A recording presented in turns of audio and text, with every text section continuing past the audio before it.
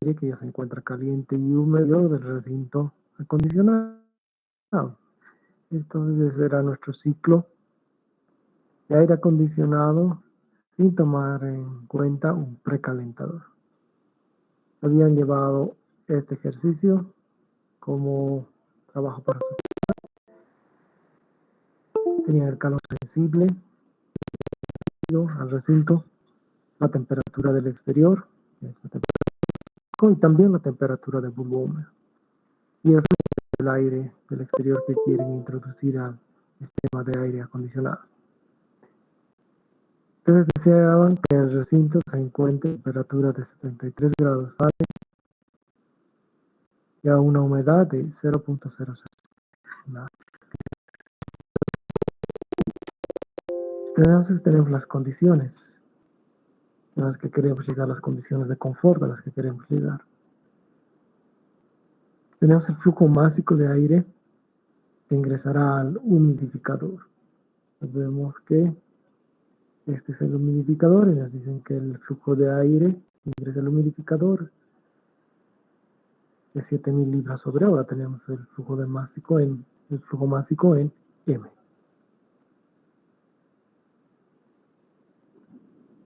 La eficiencia del humidificador dice, es 93%.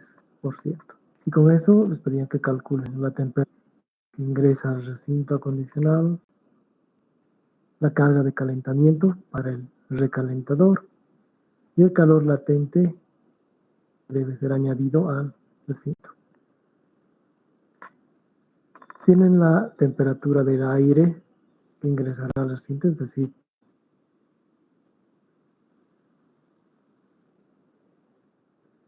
acá se ve el ciclo de aire que les mencioné, pero pudieron calcular TSPS.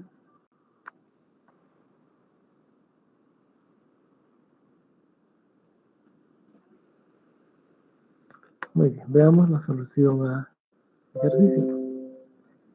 Tenemos todos los datos que les mencioné anteriormente, más el calor específico promedio y el calor latente promedio que siempre utilizamos en sistemas de aire acondicionado. Tenemos el flujo másico en M, que era un dato, 7000 libras sobre hora, y es igual al flujo másico en S, como podemos ver en este esquema. Además tenemos el calor sensible que queremos añadir a las qué temperaturas vamos a variar. Entonces, de este calor sensible, como tenemos el flujo másico en S, podemos simplemente despejar de su base. Así ya tenemos la temperatura que va a ingresar al recinto. Entonces, si venimos a la carta psicométrica, teníamos este punto afuera, en el exterior. Teníamos este punto I, que se encuentra en una zona de confort.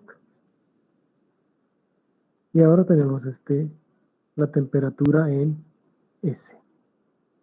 Por ahora solamente esta temperatura. Entonces, de estos datos de la temperatura de bulbo húmedo y la temperatura de bulbo seco, podemos encontrar la razón de humedad. Y la razón de humedad es 0.029.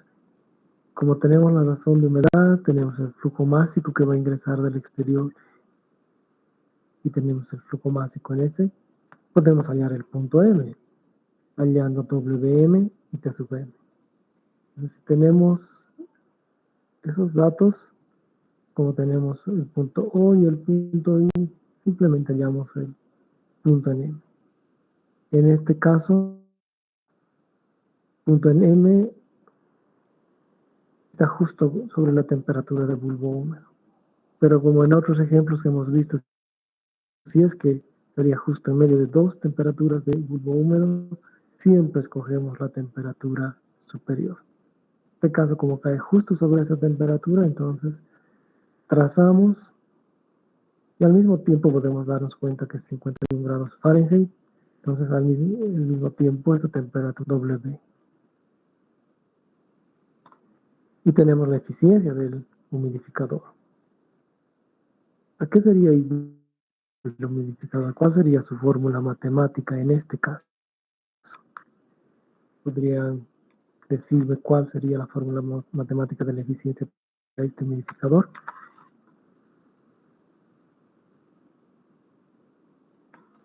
T sub m menos la temperatura 1 sobre T sub m menos la temperatura de saturación. TOW, exactamente. Entonces, si tenemos esa eficiencia, está muy bien, podemos utilizarla. Tenemos TOW de 51 grados Fahrenheit y de la eficiencia despejamos T sub 1. Tendríamos la temperatura a la salida del humidificador, que sería 52.15 grados Fahrenheit.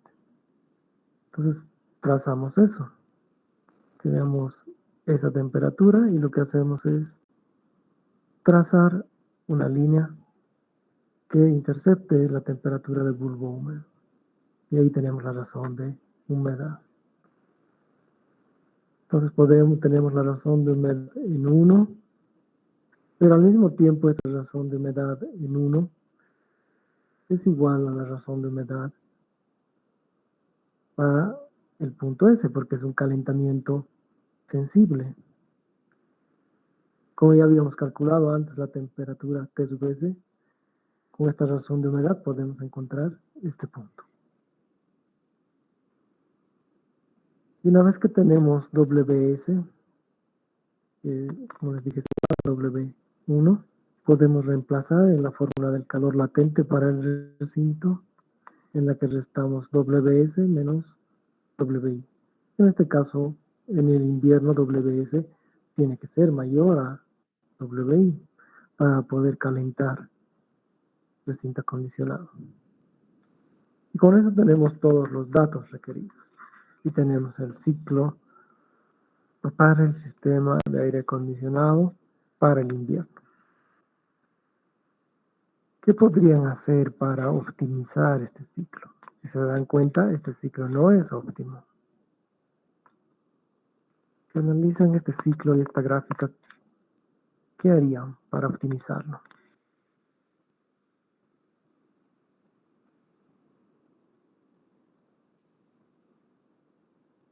¿Qué parte no es óptima? ¿Qué parte podrían optimizar en este ciclo?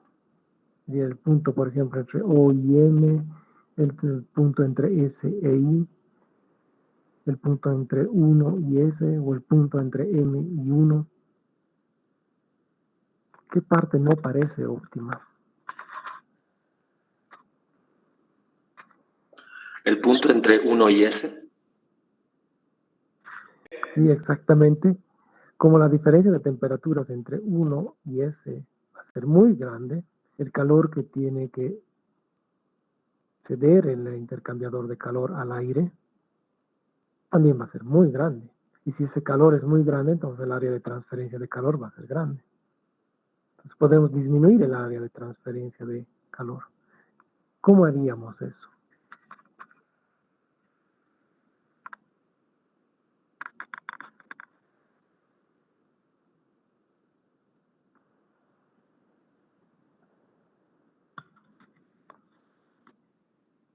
¿Aumenta el caudal que entra del exterior?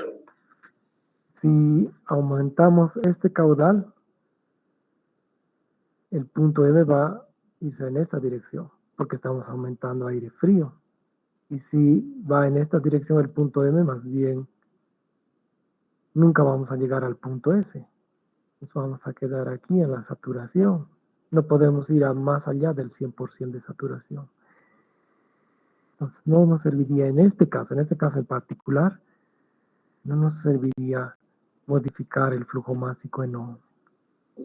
Y si el punto 1 y S voy bajando, y bueno, obviamente se van a modificar los parámetros de la zona de confort, de humedad y temperatura, sacrificando lo que es la humedad y demás, ¿podría?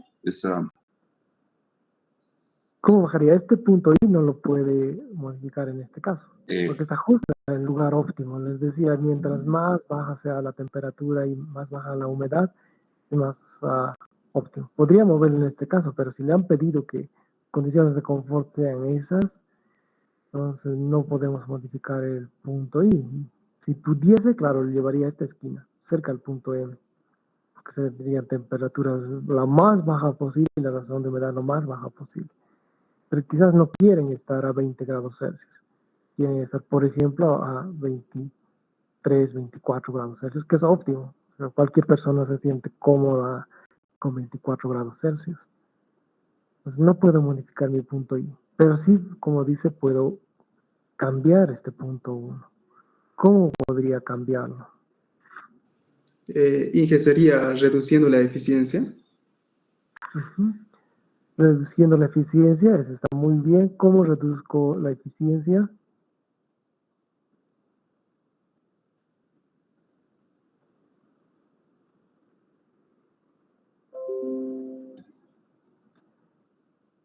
Cambiando las características mecánicas de mi humidificador.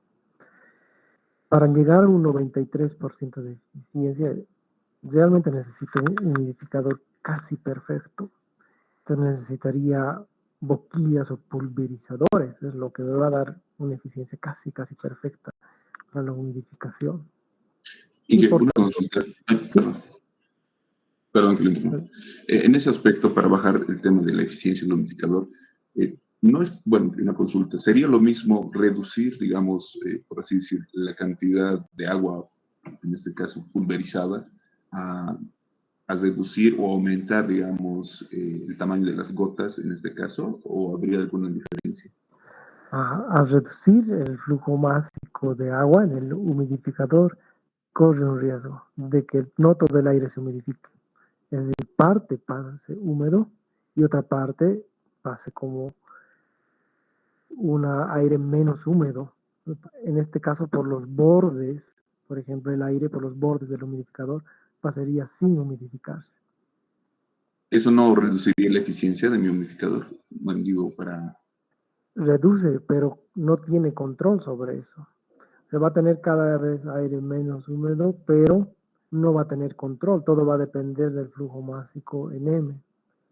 Entonces, podría no humidificar la mayor parte del aire. Entonces, la razón de humedad va a bajar mucho. ¿Cuál es el riesgo de eso? Que la razón de humedad caiga por debajo del punto I. Entonces, ¿qué es lo que quieren hacer para optimizar? Sí, reducir la eficiencia, eso está bien. Y se puede cambiar las características del humidificador. Podría reducirse el flujo másico del agua, pero el riesgo es que no tienen control sobre eso. Pero podrían adquirir un humidificador que no es tan caro, porque en este caso tendría que ser prácticamente perfecto el humidificador. Con un lavador de aire sería más que suficiente, pero la eficiencia tiene que ser lo suficientemente alta como para estar siempre por encima del punto I, porque si estaría por debajo del punto I, enfriarían el ambiente en vez de calentar. Entonces son siempre características que hay que tomar en cuenta para optimizar el proceso. Muchas veces nos salen procesos de esta forma, no solamente en estos casos, no sé, digamos, quiero secar madera, tengo que saber cómo secar madera, pero tengo que encontrar la forma más óptima. Y para eso es reducir los costos de mi proceso, ya sea de costos de operación o costos de mantenimiento. Entonces, quería que analicemos esto justamente para poder considerar todos esos parámetros y cómo optimizar el proceso que estoy llevando a cabo. No sé si tienen alguna duda sobre la resolución. Ajá, sí. Sí, dígame. Y Bueno, era una pregunta. Uno a la vez, por favor. Síguenos, José, luego yo consulto. Ya. Y en el calor que ha hallado, en el sensible y en el latente, ¿podría mostrarnos su resultado? Sí. Bueno, el calor sensible era un dato, ¿verdad? No había que calcularlo. El Los inciso calores, C nos pedía. el calor, el inciso C les pedimos el calor latente. Y, perdón, el inciso B. El inciso B es el calor sensible, que está en el recalentador, es decir, entre el punto S y el punto 1. En este caso tenemos que calentar el aire de forma sensible.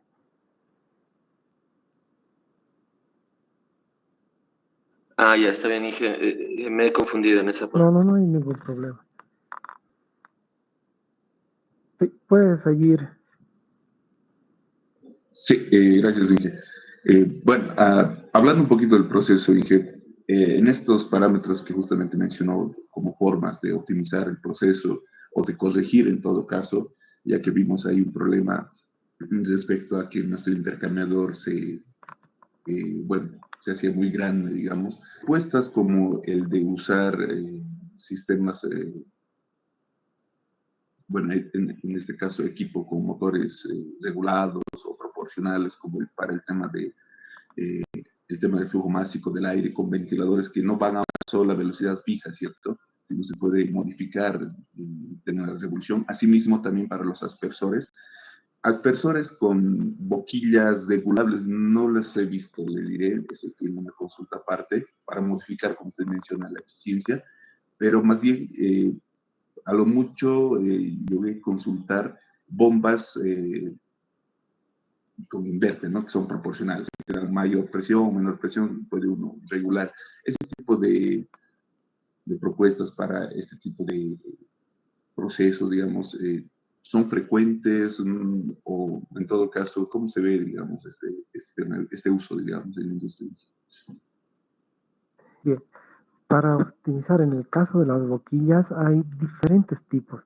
Hay varios de industria brasileña que vienen por catálogos y cada uno dice en qué forma pulveriza el agua. Entonces es una alternativa. Nosotros mismos queríamos usar, pero para otras cosas, de pulverizar cloruro férrico para poder precipitar ácido sulfídrico del proceso de producción de biogás. Pero de industria brasileña encontramos varios. Ahora hay en Estados Unidos, pero son un poco más caros. Podría haber las diferentes alternativas. Otra forma de mejorar es crear lechos empacados. Hay materiales para crear lechos empacados y venden en Santa Cruz. Entonces puede poner esos lechos empacados para que entre el aire y todo el tiempo esté en contacto con con el agua que está en los lechos empacados. El problema es que en este caso podría crearse un flujo laminar. Y ahí tendría problemas con el flujo del aire. Entonces tendría que estar seguro de que siempre con un flujo turbulento al lecho empacado.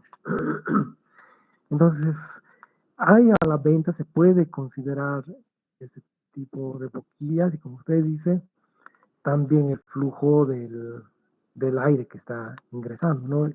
Realmente en muchas de las bombas se puede regular el flujo dentro de ciertos niveles. Entonces habría que ver principalmente el punto M. ¿Con qué flujo, una vez que tengamos cómo está en el exterior, cómo está en el interior, cómo queremos que esté en el interior, cuál va a ser el flujo M? Y de acuerdo a eso decidir cómo voy a meter el ventilador, cómo voy a hacer funcionar. En ventiladores hay muchos ventiladores que venden con fase alta de velocidad, de fase baja de velocidad. Entonces podría decidir cuál es, cómo voy a trabajar, con fase alta o con fase baja de velocidad. Generalmente solo tienen esos dos. Algunos solamente tienen una fase, ¿no? Entonces hay que ver cuál es el que me conviene más y cuál se adapta más a mi proceso. Muchas gracias. De nada. Bien, ya para concluir esta unidad, se había dicho, si es que no llegan a condiciones en las que van a poder llegar al punto 1, y como les mostré, si es que voy a un humidificador acá, y por ejemplo, si mi está aquí, entonces tengo que viajar sobre esta temperatura de bulbo húmedo, y puede que esté por encima de la saturación. Entonces, en esos casos no puedo usar un humidificador Como habíamos discutido antes, en el anterior ciclo de refrigeración, pues, ¿qué hago en esos casos? Puedo usar un termotanque o puedo usar un caldero. Y entonces ir del punto M al punto S con un caldero.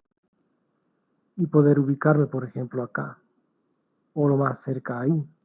Entonces es otra alternativa que tienen, como mencionamos en la anterior clase, usar ya sea un termotanque o un caldero. Ustedes ya saben hacer los termotanque o para el caldero. Entonces consideren eso también, no simplemente cerrarse en una alternativa. Como les había mencionado en la anterior clase, el precalentador es necesario si las temperaturas del aire son muy bajas. Les di el ejemplo de Rocío o Bruno, por ejemplo, que sí llegan a temperaturas muy lluvias, incluso hasta menos 15 grados Celsius. En ese caso, el aire, si entra frío del punto O, puede congelar el humidificador. Entonces, en ese caso, sí es necesario un precalentador. Estas son las alternativas que hemos visto y estamos viendo, las de sistemas de rocío o bien sistemas de aerosol o lavadores de aire o directamente añadir vapor saturado sobrecalentado con un caldero o con un termotanque. Entonces, si usan humidificación, sabemos que tiene que ser llevado a cabo sobre la temperatura de bulbo húmedo, pero lo del aire siempre va a disminuir. En cambio, con el vapor seco o el vapor saturado, vamos a tener una diferencia de temperaturas y podemos cambiar eso, como hemos visto en los cálculos que hemos desarrollado en el tema número 3. Pero en todos los casos, como hemos visto, con balances de masa y energía se pueden realizar los cálculos. Como les dije al inicio del 1, generalmente siempre vamos a tener más que incógnitas. Entonces es muy difícil no poder resolver un ciclo de aire acondicionado. Por supuesto, para todo el año, sistemas para todo el año, tenemos que considerar del ciclo de verano o el ciclo de invierno.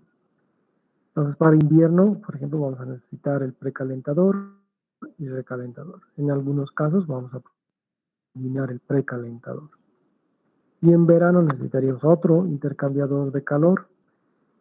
Y este simplemente estaría activo en el verano, pero no tendría ni precalentador, ni humidificación, ni recalentador. Solamente el intercambiador de calor para deshumidificar el aire y enfriar el aire solamente durante el verano. Por supuesto hay que considerar que los 20 siempre van a encendidos todo el tiempo. Y hay que considerar los filtros para limpiar el exterior y estos hay que mantenerlos, hay que hacer mantenimiento o bien hay que cambiarlos cada cierto tiempo. Y esos filtros vienen con su tiempo de vida útil, máximo 2 años, pero va a depender de la porosidad del filtro. Con eso hemos concluido la parte del sistema de aire acondicionado. Y a quinta unidad tenemos que enfocarnos en la área de refrigeración. Entonces lo que vamos a hacer ahora, vamos a empezar con refrigeración. Y hemos visto ya una introducción a la refrigeración en la primera unidad. Antes de que quizás voy a cortar un poquito sus pero lo que se me va a olvidar igualmente, sobre este sistema de aire acondicionado, como acabo de mencionar hace un momento, dije, sobre la permanencia de que siempre tenemos el equipo en funcionamiento, por lo general, llegan aires acondicionados de domiciliarios y demás, siempre vemos la presencia de un controlador, ¿cierto? Entonces, de acuerdo a los parámetros, cuando sobrepasa, por así decir, la temperatura o incluso es el tema de la humedad, hay alguien, un controlador en todo caso, que enciende, apaga, luego un tiempo vuelve a encender, ¿cierto? Muchas veces de forma intermitente. Quería un poquito consultarle en ese aspecto, cómo al final se llega a dimensionar estos equipos, porque generalmente a lo que vemos, si diseñamos en este caso un sistema de aire acondicionado es para unas condiciones fijas, ¿cierto? Entonces, si ya está para las condiciones ya predefinidas y la máquina en sí debería mantener esas condiciones todo el tiempo, por lo general en estos equipos o en algunas instalaciones nos encontramos con este caso de que enciende, apaga. Eso se debe a que el equipo estaría sobredimensionado o es ese siempre su labor. Hay una confusión en ese sentido en parte, no sé si pudiera, bueno, un poquito esa era mi duda en realidad. Ok. Porque digo, si tuviéramos un proceso ya fijo y que el proceso siempre va a mantener a un parámetro establecido, ya no sería necesario, ¿cierto? Un controlador que esté encendiendo y apagado, ¿no? Entonces, ahí viene la contradicción justamente. Ok. Si recuerdan la unidad número 3, les dije que hay condiciones de diseño para los sistemas de aire acondicionado. Muchas veces se los puede obtener de ASHRAE, porque ASHRAE está determinando esas condiciones de aire acondicionado casi para todo el mundo. Para Bolivia existen esas condiciones para Cochabamba, La Paz y Santa Cruz. Pero si no tendríamos esas condiciones, por ejemplo, si nos tocaría trabajar en Tarija o nos tocaría trabajar en otra parte de Bolivia, ¿qué es lo que hacemos? Por ejemplo, para el verano o para el invierno, tomamos las 2.928 horas más cálidas. Entonces nos ubicamos y decimos, si es que estaríamos, por ejemplo, en Cochabamba, ¿cuáles fueron mis meses más cálidos? Entonces veo mi temperatura de bulbo seco y veo mi temperatura de bulbo húmedo y sé dónde han sido los meses más cálidos. En este caso ha sido noviembre, por ejemplo. Entonces entre noviembre y diciembre veo cuáles han sido esas horas más cálidas. Lo mismo pues, si estaría en Tarija, lo mismo en Sucre, por ejemplo, o estaría en otra región. Y eso los saco de Asana. Asana me da esos datos para los diferentes departamentos. De esas horas más cálidas del año, saco solamente un porcentaje para el bulbo, para sacar el promedio del bulbo seco. Generalmente es 2%. Ese es el estándar que se utiliza en sistemas de aire acondicionado. Si uno quiere ser más preciso, por ejemplo, para un hospital, puede tomar un 1%, pero generalmente se toma 2%. Tomo el 2% de las temperaturas más cálidas del año, que están dentro de estas horas. Y esa es mi temperatura de bulbo seco. Y con esa temperatura de bulbo seco encuentro cuál es mi temperatura de bulbo húmedo. Como les dije, para La Paz, Santa Cruz y Cochabamba eso ya existe. Para 2% su temperatura de bulbo seco va a ser 29.2. Y la temperatura de bulbo húmedo coincidente con esta temperatura de bulbo seco es esta. Y con esto tengo el calor que va a ingresar. Ahora, ¿qué significa ese 2%? Que en el 2% de los casos durante todo el año, mi sistema de aire acondicionado podría variar o podría fallar. Entonces, por ejemplo, si yo he seteado a que esté a 25 grados Celsius y que esté la humedad, digamos, relativa 50% es lo que yo quiero, entonces en el 2% de los casos durante todo el año puede fallar. Quizás no esté a 25 grados Celsius, sino a 26 o 27 grados Celsius. Entonces siempre va a haber un error. Pero en el resto del año, digamos en octubre, en septiembre, en julio, sí va a estar sobredimensionado mi proceso. ¿Por qué? Porque he diseñado para las peores condiciones posibles y aún así va a fallar en el 2% de los casos. Pero es un margen aceptable. Entonces, debido a que se diseña así el sistema de aire acondicionado, vamos a estar preparados para las peores condiciones posibles y tal vez fallemos en un 2%. Y en el resto del año, nuestro sistema va a estar sobredimensionado. Entonces, por eso que se enciende y se apaga. ¿Por qué no podemos mantener solamente un punto? Porque las condiciones durante todo el año varían. Las temperaturas están variando, la humedad está variando, entonces cada día tenemos una variación diferente y entonces nuestro sistema siempre va a estar sobredimensionado para toda esa parte del año. No sé si eso responde su pregunta. Sí, excelente, ingeniero, que tenía esa duda. Muchísimas gracias. No, no se preocupe.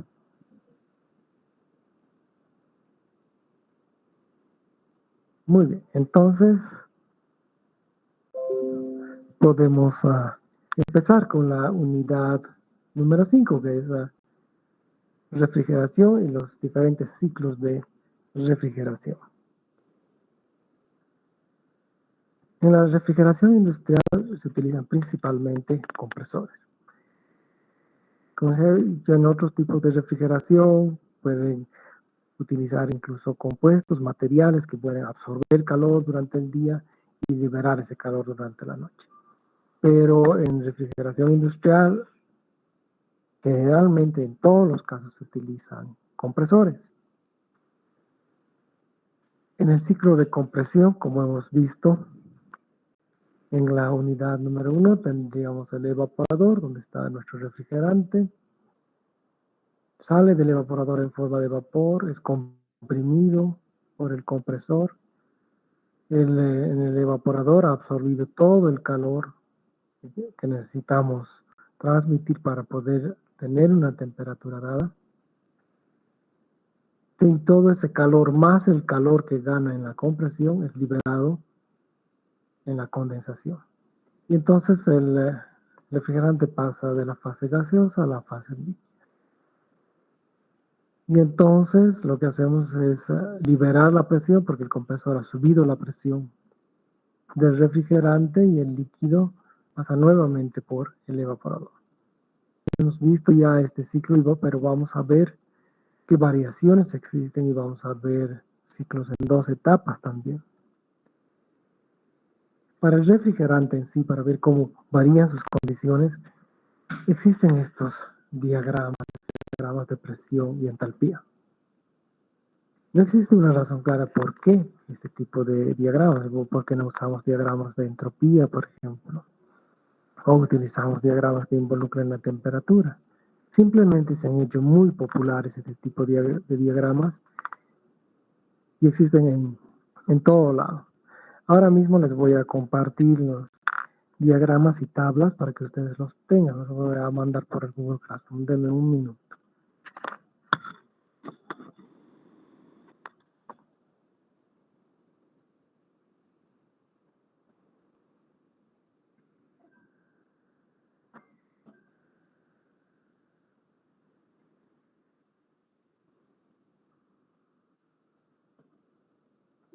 Inge, perdón, ¿podría subir también de la unidad 4?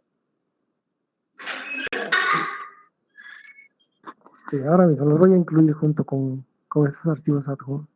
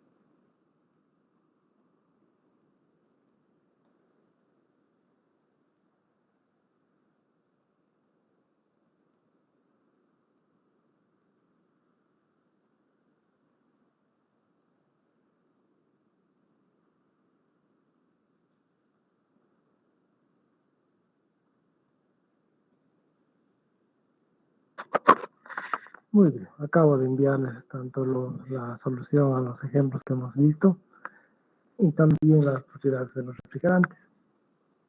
Entonces pueden abrir, si desean, estas características de los refrigerantes, los diagramas de presión y entalpía y las tablas que corresponden. Ahí van a poder encontrar ese tipo de gráficas. Entonces, denles un minuto a que lo reciban y pueden abrir esas tablas.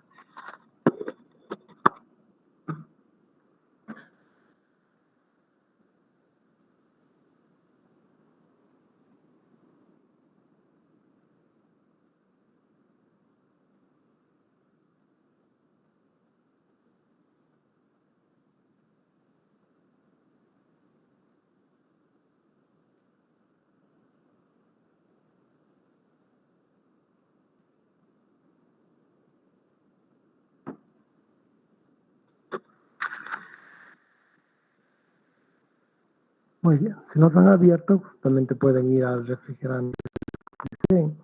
En este caso, estamos viendo al refrigerante R134A, que como les dije es muy utilizado, tanto en características o en aplicaciones industriales como aplicaciones comerciales, pero principalmente en aplicaciones comerciales. Los refrigerantes R400 y R500 son principalmente utilizados en la industria. Ya vamos a ver pronto por qué esa diferencia. ¿Qué es lo que ven en este tipo de diagramas? Primero, que es un diagrama de presión en función de la entalpía. Luego pueden ver esta campana que está marcada por esta línea negra más oscura. Todo lo que está dentro de esta campana es una mezcla de líquido y vapor del refrigerante. Estas líneas horizontales no son nada más que la temperatura. Por ejemplo, este 10 serían 10 grados Celsius y sobre esta línea se encontraría una mezcla de líquido y vapor del refrigerante a 10 grados Celsius. Justamente sobre la línea, sobre esta línea oscura, el refrigerante estaría como vapor al 100%, solamente habría vapor. Más allá de esta línea, el vapor sería sobrecalentado. Por otro lado, justamente sobre esta línea, pero en el refrigerante estaría como líquido saturado. Entonces sería 100% líquido, sin mezcla de vapor. Y si vamos más hacia el lado izquierdo, en esta área, el líquido estaría como líquido súper enfriado. Como pueden ver, la temperatura es constante dentro de esta campana y por tanto coincide con una presión dada. Es decir, a una presión, por ejemplo, de 0.2 megapascales, la temperatura de la mezcla de líquido y vapor siempre va a ser menos 10 grados Celsius para este refrigerante. Dentro de esta campana es lo mismo hablar de temperatura o de presión. Sin embargo, en la zona de vapor sobrecalentado, la temperatura cae muy rápidamente y se aproxima a una entalpía dada. Entonces hay que tomar en cuenta eso, ya no es constante, sino va a variar rápidamente la temperatura en la zona de vapor. Cambio en esta zona del líquido subenfriado, la temperatura es prácticamente vertical y esto se debe a que el líquido es muy presible. Entonces es por eso que tenemos temperaturas verticales para diferentes presiones. Entre la intersección de la zona de saturado y líquido saturado está el punto crítico. Y en un proceso de refrigeración siempre queremos estar lo más alegre de este punto crítico. Es decir, por ejemplo, que nuestra temperatura de condensación esté por 40, 50 grados Celsius, pero nunca 0 Celsius. Más pueden evidenciar otras líneas, como esas líneas sesgadas, y tienen un valor de S aquí. Estas líneas son de entropía, por eso tienen este valor de S. Van a ver que vamos a utilizar mucho estas líneas porque se asume que la compresión se produce a entropía constante. Y finalmente pueden ver estas líneas que representan la densidad del refrigerante. Por eso este símbolo Rho en el alfabeto griego. Entonces, eso es lo que tenemos que reconocer en estos diagramas de presión. Y ahora tienen estos diagramas junto con otras tablas del documento que les he enviado. En este caso, en estos diagramas, tienen que considerar que todas estas presiones son absolutas. Que saben que no es nada más que la presión manométrica atmosférica. Pero tanto las tablas como las están dadas en presión absoluta. Esto dice prácticamente lo que les he mostrado. Dentro de esa campana están el líquido y vapor en equilibrio. Son condiciones de saturación, se llama condición saturada. Y estas condiciones de saturación generalmente prevalecen tanto en los condensadores como en los evaporadores. Como les dije antes, decir conocer la temperatura o la presión es lo mismo tanto para un condensador como el evaporador, porque la temperatura es constante y la presión también. Ahora este texto habla sobre el vapor sobrecalentado y el líquido sobreenfriado, que es justo lo que les acabo de mostrar en ese diagrama.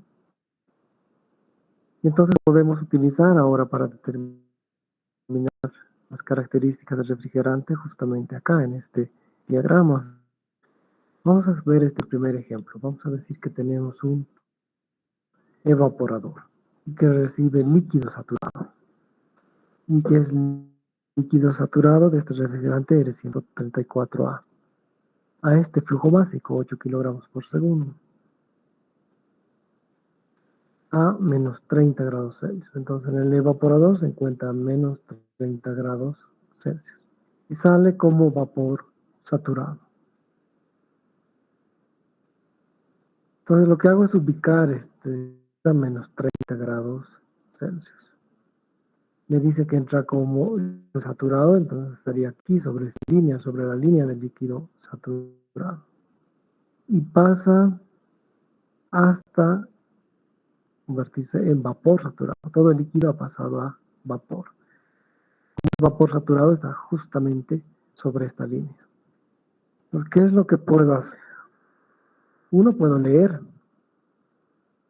directamente la gráfica de esta línea de líquido saturado y ver la entalpía, o de vapor saturado y ver la entalpía. Pero para estas zonas de saturación, en el documento que les envié, tienen tablas también, solo para esta zona de saturación.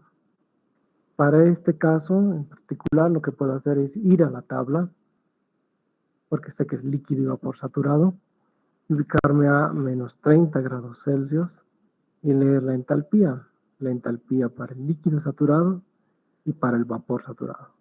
En este caso vienen kilojoules. En estas tablas que les he enviado pueden ver que todas las unidades están en el sistema. Y esto ha cambiado el tiempo. Ahora todo se utiliza internacional en la refrigeración. ¿Y esto por qué? Porque Australia vendía muchos temas de refrigeración a Europa. Y en Europa, excepto en Inglaterra y en Gran Bretaña, toda Gran Bretaña, utilizaban el sistema internacional. Entonces, si querían vender más productos, más compuestos a Europa, en Australia tenía que construir todos sus equipos con base en el sistema internacional. Entonces, eso es lo que hicieron. Posteriormente, Canadá, al ver esto que también exportaba equipos de refrigeración hizo lo mismo. Pero si queremos competir en el mercado europeo, tenemos que transformar los sistemas del sistema inglés al sistema internacional. Y Canadá también cambió, solamente para poder competir con Australia. Viendo esto, Estados Unidos dijo, bueno, la mayor parte de los equipos son producidos y construidos con el sistema internacional. Entonces, si queremos ser competitivos y que nuestros equipos se compren en el exterior, y nosotros también poder hacer equipos que sean equiparables con otros en las otras partes del mundo, vamos a cambiar al sistema internacional. Y existe una ley en Estados Unidos que obliga a todas las empresas a cambiar los sistemas de refrigeración al sistema internacional.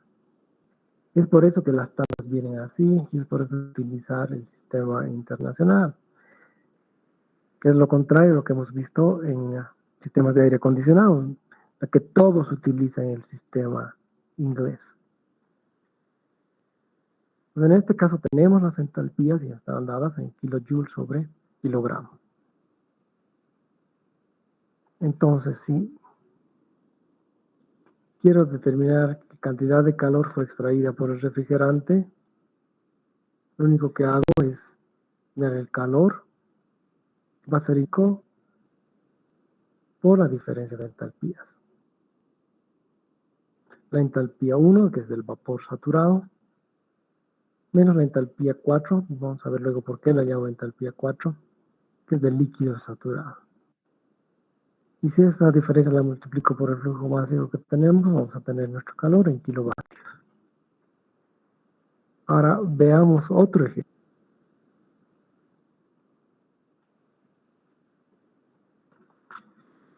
Vamos a considerar el mismo refrigerante, el R134A.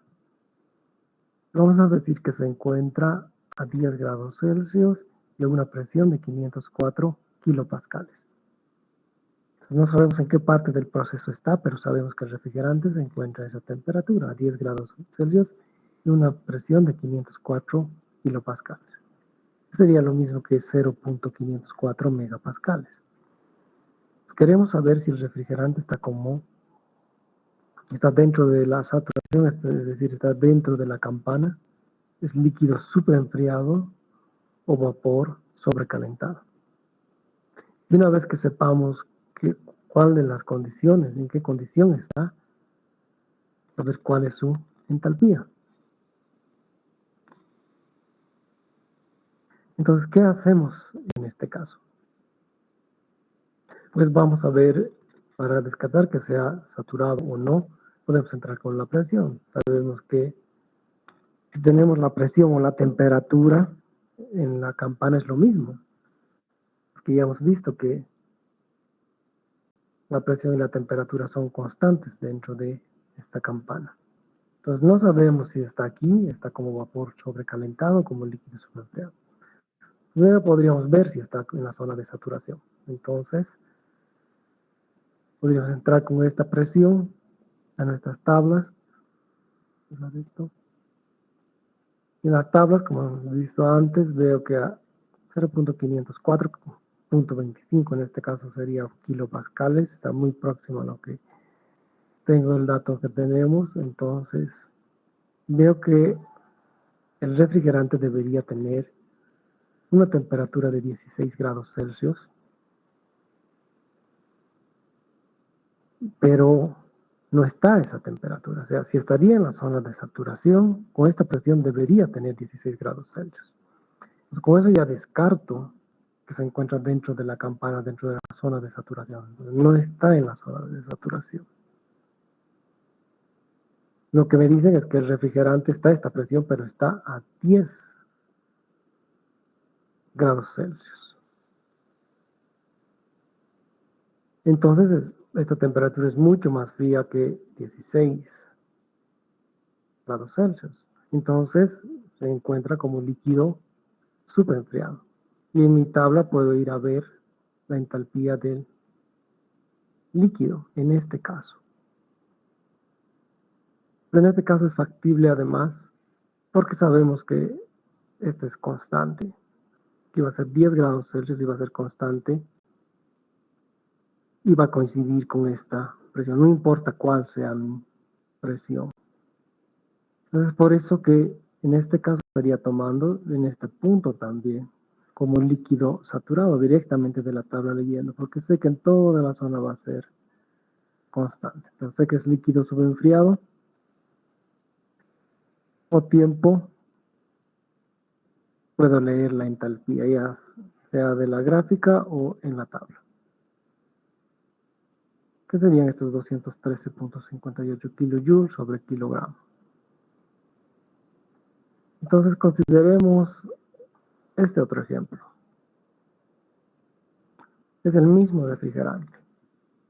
Se encuentra a 10 grados Celsius, pero se encuentra a esta presión. Antes estaba a 504 kilopascales, pero ahora el refrigerante en la parte del ciclo de refrigeración está a 362 kilopascales. Lo mismo, quiero saber si el refrigerante está saturado dentro de la campana, si es líquido superenfriado o es vapor sobrecalentado. ¿Podrían decirme si está saturado o no el refrigerante?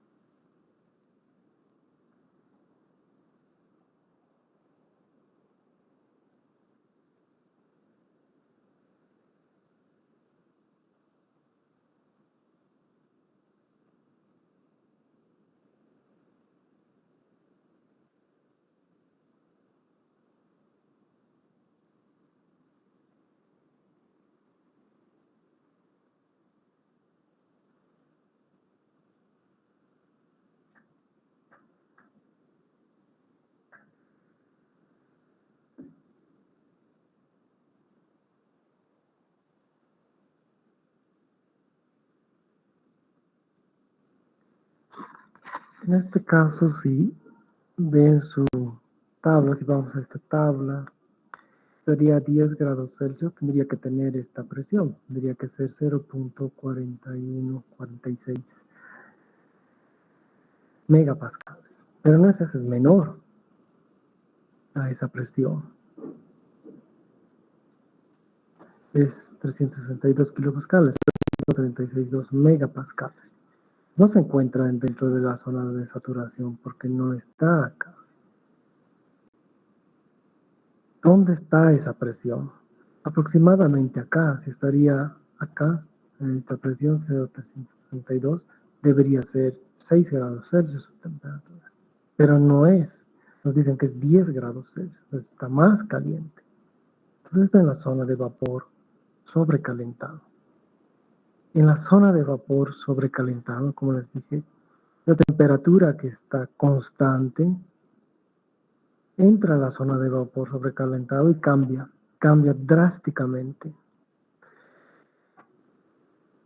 Entonces, ¿qué hacemos en este caso? Como sabemos cuál es la presión, podemos entrar con la presión y tenemos que entrar hasta chocar con la temperatura a la que corresponde. En este caso nos dicen que es 10 grados Celsius.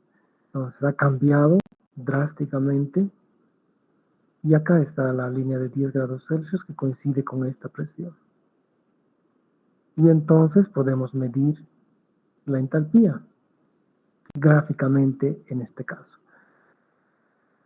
Entonces es muy simple la zona de líquido superenfriado, porque está hace una vertical y luego es constante, entonces podemos hallar acá con la tabla.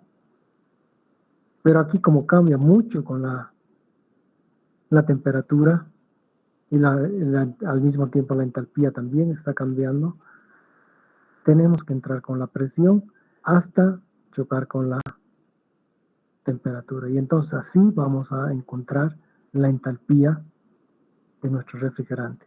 Y eso es importante porque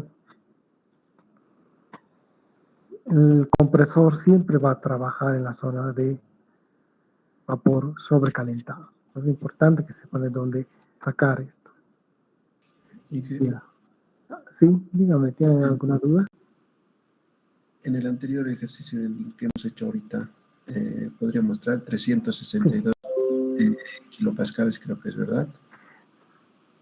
En megapascales, no. Sí, ese, 362 kilopascales. En megapascales sería 0.3 megapascales, ¿verdad? Sí, 0.36. ¿Y por qué en la tabla lo he usado el 0.0? No, en la gráfica, ¿Y por qué ahí lo he usado el 0? Sí, no, en la gráfica sí, tendría que ser 0.3. O sea, tendría que ser aquí la línea. O sea, tendría que ser aquí y hasta chocar con 10 grados Celsius y ahí medir la entalpía. Tiene que ser 0.36. Sí. Muchas gracias. Sí, está bien. ¿Tienen alguna duda más? Vamos a empezar a usar el concepto de entropía. Pero bueno, no nos va a alcanzar el tiempo ahora. Vamos a ver y luego vamos a ver ya ciclos reales como el ciclo estándar de refrigeración y luego ciclos en 2 etapas de refrigeración. Entonces vamos a continuar, no mañana, mañana voy a tomar la clase para poder revisar todos sus exámenes, pasar las notas y les voy a mandar a ustedes. Van a tener un día para la revisión de sus notas si es que desean. Va a ser el próximo miércoles, pero ya espero mañana o pasado mañana, cuando revise todos los exámenes, enviarles sus notas. Pues mañana no pasamos clases porque voy a estar revisando sus exámenes y pasando sus notas. Entonces el próximo miércoles de la revisión de sus notas y vamos a continuar con los ciclos de refrigeración. Quedaremos ahí por hoy y continuamos la próxima semana. Hasta luego. Hasta luego, ingeniero. Muchas gracias.